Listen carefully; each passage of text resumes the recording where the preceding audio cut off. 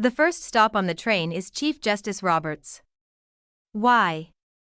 Not just because he's the chief of the Supreme Court, but because any appeal that comes from the D.C. courts related to the Trump administration often ends up before him. Trump's legal team had argued that the Supreme Court has the power under what's known as the All Writs Act, but this act has very limited application and doesn't apply to the facts of this case. The appeals court first goes to Chief Justice Roberts for an emergency application. He could have denied it on his own, but he chose to send it back to the full panel of 9 justices. Trump's legal strategy now faces a serious problem. It relied on the claim of presidential immunity, attempting to delay trials until he potentially returns to office. However, the Supreme Court has now blocked that path with a 6-3 ruling, leaving Trump's team scrambling. The situation worsened when Trump's own lawyer accidentally undermined their case by admitting that some presidential actions are private and not covered by immunity. This ruling addresses the American issue of potential presidential criminality while presenting a new problem for Trump. He might actually have to face consequences like an ordinary citizen.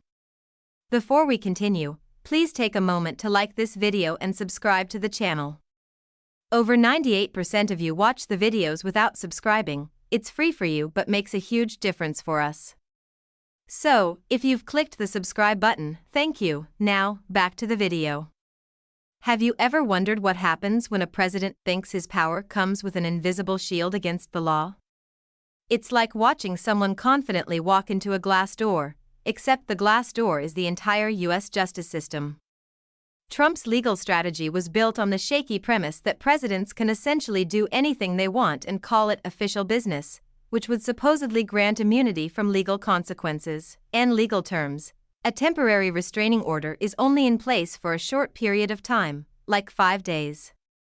During that time, a federal court judge in the District of Columbia can issue the order, after which the appeals court takes jurisdiction. Usually, they don't handle restraining orders right away. Trump's legal defense started falling apart quickly in the courtroom. The justices weren't just skeptical, they were practically rolling their eyes as they posed hypothetical scenarios that had Trump's lawyers squirming.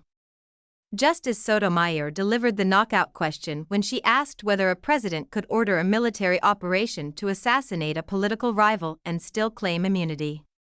According to Trump's legal theory, the answer would be yes. But the justices weren't convinced. The justices continued to press, asking about situations like organizing a military coup to hold on to power, or accepting bribes in exchange for pardons. Trump's legal team was left struggling to explain how any of these actions wouldn't be covered by immunity. Trump's legal team continued to argue that virtually any presidential action could be considered official and therefore immune from prosecution. But the justices weren't having it. The atmosphere in the courtroom felt like a mix of a comedy club and a classroom where a student had forgotten to study. Trump's immunity claim was unraveling, and his defense team was left scrambling to justify the notion that presidents could act with impunity. The truly remarkable moment came when the justices took Trump's defense of official business and turned it into a comedic spectacle. Could a president rob a bank and claim it as official presidential business? According to Trump's logic, why not? His lawyers scrambled to find an answer that wouldn't completely harm their case, but it was too late. The absurdity of the argument was laid bare for everyone to see. What made this moment particularly striking was how swiftly the justices dismantled Trump's arguments. His team had been claiming that presidential powers were essentially limitless, but the justices countered with increasingly absurd scenarios, highlighting the dangerous implications of such a viewpoint. The court's questioning revealed an important insight. They weren't just skeptical about Trump's specific case, but deeply concerned about the precedent it could set. If presidents could label any action as official business and avoid accountability, the presidency could essentially become a 4-year license for crime. Need to eliminate political enemies? Just call it a national security matter. Need extra funds? Just label it official presidential fundraising. The justices saw right through this dangerous game. The Trump team's arguments were so weak that, at one point, the courtroom atmosphere was one of confusion and secondhand embarrassment. It was as though they were saying, "Sure, our argument doesn't make sense if you think about it, so please don't think about it. Now, Trump faces what must be his personal nightmare, being treated like an ordinary citizen who has to follow the same laws as everyone else. The United States Supreme Court just ruled against Trump in his efforts to remove the head of the Office of Special Counsel, Hampton Dinger, from his position. Dinger, appointed by President Biden to serve a 5-year term, had only been in his role for a few months. Justice Roberts opposed allowing Dinger to remain as head of the Office of Special Counsel for at least 5 more days until the trial judge holds a hearing. Imagine that, the man who spent his life thinking rules didn't apply to him might actually have to follow them. It's like telling a toddler they can't have ice cream for breakfast. The tantrum is inevitable, but the rules still stand. But if Trump thought being treated like an ordinary citizen was bad, things got worse when his own lawyer accidentally undermined his entire defense. When paying top dollar for legal representation, you expect the lawyers to at least not make things worse, but that's exactly what happened when DJ Sauer stepped up to the Supreme Court and fumbled badly. Trump had hired high-priced lawyers to argue that presidents should be allowed to do anything while in office without facing consequences. A simple assignment, right? Just repeat total immunity until everyone gives up. But Sauer complicated things by inadvertently telling the truth. When the justices started questioning him, Sauer made a slip-up that legal experts are calling a huge mistake, like scoring a touchdown for the other team.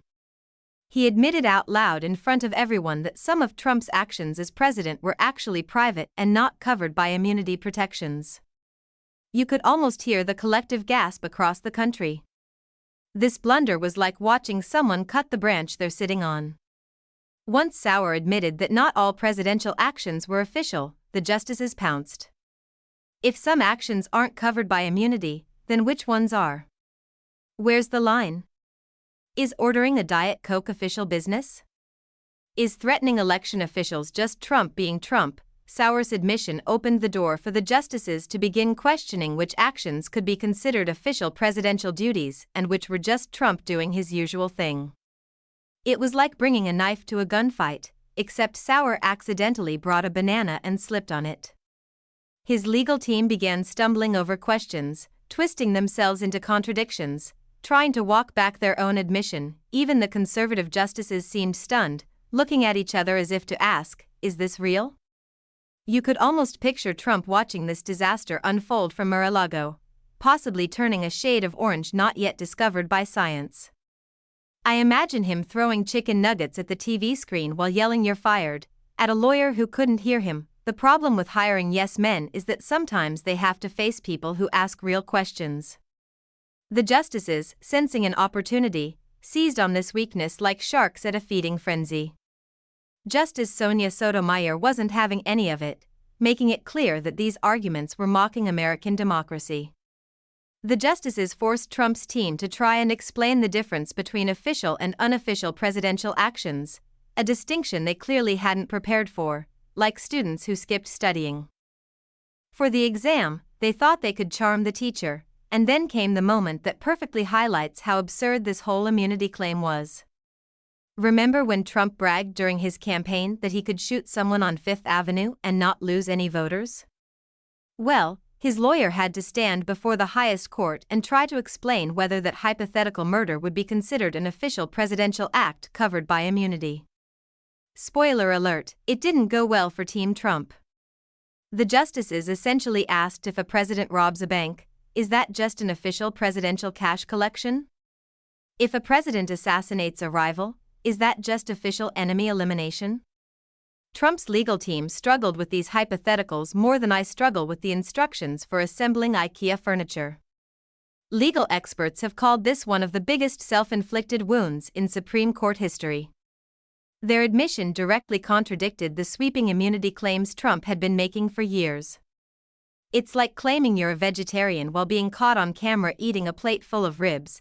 It kind of undermines your whole argument. If watching his lawyer fumble wasn't painful enough, Trump soon discovered that the ultimate betrayal wasn't coming from Democrats or the deep state, it was coming from the judges he personally appointed to the Supreme Court. What happens when the insurance policy you bragged about for years suddenly refuses to pay out? Trump is finding out the hard way. For years, Trump paraded around Washington bragging about his Supreme Court picks like they were trophies he'd won in a golf tournament. "I gave you 3 beautiful Supreme Court justices," he'd remind his supporters at rallies, making it sound like he'd personally delivered babies instead of just signing nomination papers. Whenever legal troubles loomed, Trump would wink at his base as if to say, "Don't worry, I've got friends in high places wearing fancy robes." But here's where the story takes a twist that not even the writers of House of Cards would find believable. Those same justices Trump appointed, the ones he expected to be his get-out-of-jail-free cards, apparently remembered something important. They swore an oath to the Constitution, not to Donald J. Trump's personal legal defense fund. When the immunity case made its way to the Supreme Court, you could almost hear Trump's confidence from Mar-a-Lago. After all, he'd stacked the court with his picks: Gorsuch, Kavanaugh, and Barrett. These were supposed to be his ride-or-die judges, the ones who'd have his back when the legal system came knocking. Trump probably thought this case would be easier to win than a rigged carnival game. But something funny happened. These justices, especially the ones Trump appointed, started asking tough questions and showing skepticism toward the very immunity claims Trump was banking on. It was like watching someone realize the bodyguards they hired were actually working for the building, not for them personally. Take Brett Kavanaugh, for example. Trump stood by him during a confirmation process that was more dramatic than all seasons of The Bachelor combined. You'd think Kavanaugh would feel eternally indebted, right? Well, it turns out being handed a lifetime appointment to interpret the Constitution might make a person take that job description somewhat seriously. When it came time to rule on whether presidents can do whatever they want without consequences, Kavanaugh wasn't exactly rushing to Trump's defense. The conservative justices essentially sent Trump a message: "Look, we appreciate the job and all, but we're not going to set the entire American legal system on fire just so you can avoid some court dates." Imagine Trump's face when he realized those black robes weren't MAGA hats in disguise. What makes this special and delicious is how genuinely shocked Trump seemed by this betrayal. It's like he forgot these people have actual jobs that extend beyond making him happy. The man who famously demands loyalty above all else discovered that sometimes people remember they have responsibilities to something bigger than one man's ego.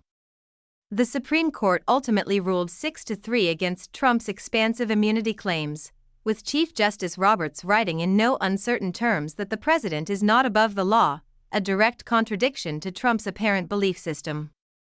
The ruling was split along ideological lines, but not in the way Trump expected. His own appointees sided against his claims, showing surprising independence from his expected loyalty. Justice Sonia Sotomayor didn't hold back in her dissent, expressing concern that the ruling essentially creates a president who is a king above the law. She warned that the decision sends a dangerous message that allows the president to exploit his office for personal gain, something that probably sounded like a solid business plan to Trump. Trump's reaction to this betrayal was predictable: rage tweeting and fundraising emails portraying himself as a victim. But the truth is simpler: the Supreme Court justices, even the ones he appointed, showed more allegiance to legal principles than to the man who put them there. For Trump, whose worldview revolves around transactional relationships, this might be the cruelest blow of all. So, Trump's grand immunity defense just went down faster than his spray tan in a swimming pool. The Supreme Court basically told him that being president doesn't mean you get to do whatever you want. A shocking concept for a guy who thinks rules are just suggestions for others.